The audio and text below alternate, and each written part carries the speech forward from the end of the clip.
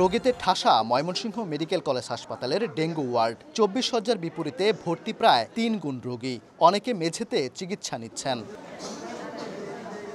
পরিসংখ্যান বলছে, চলতি বছরের জানুয়ারি থেকে আগস্ট পর্যন্ত ডেঙ্গু আক্রান্ত হয়ে ময়মনসিংহ মেডিকেলে চিকিৎসা নিয়েছে ৩২৬ জন রোগী। আর গেল ২ মাসে এর মাত্রা ছাড়িয়ে চিকিৎসা নিয়েছে আরও ৯৩৭ জন, যার মধ্যে চলতি অক্টোবর মাসেই ৩৬৪ জন। আর চলতি বছর ডেঙ্গু আক্রান্ত হয়ে প্রাণ হারানো ১০ জনের মধ্যে অক্টোবরে মৃত্যু হয়েছে ৪ জনের। পরিস্থিতি সামাল দিতে হিমশিম খেতে হচ্ছে চিকিৎসক নার্সদের। ডেঙ্গু কিন্তু দিনের পর দিন বাড়তেছে।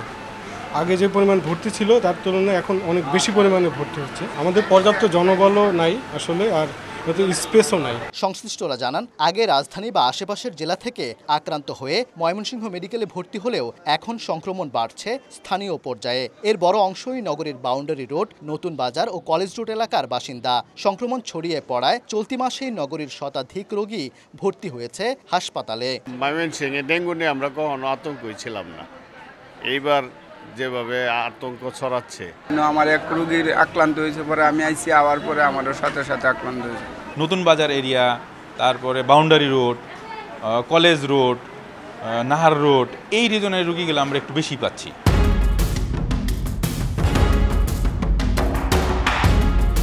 বাউন্ডারি রোড এলাকায় দেখা যায় বিভিন্ন ভবন নির্মাণ কাজ চলছে।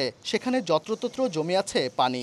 আশেপাশের ড্রেনেজ ব্যবস্থাও অচল। জমে থাকা পানিতে মশার আখড়া। নগরীর বিভিন্ন ড্রেনের চিত্র এমনই। স্থানীয়দের অভিযোগ, ডেঙ্গু প্রতিরোধে নেই কার্যকর পদক্ষেপ। সন্ধ্যার পরে কিন্তু মশার এফেক্টটা বেশি হয় এবং সেই ক্ষেত্রে আমাদের বাচ্চারা খুবই ঝুঁকির মধ্যে রয়েছে।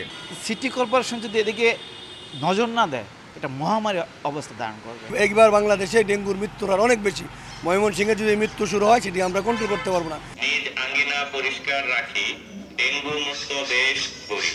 এদিকে সিটি কর্পোরেশন জানিয়েছে, মশক নিয়ন্ত্রণে চলছে ক্র্যাশ প্রোগ্রাম।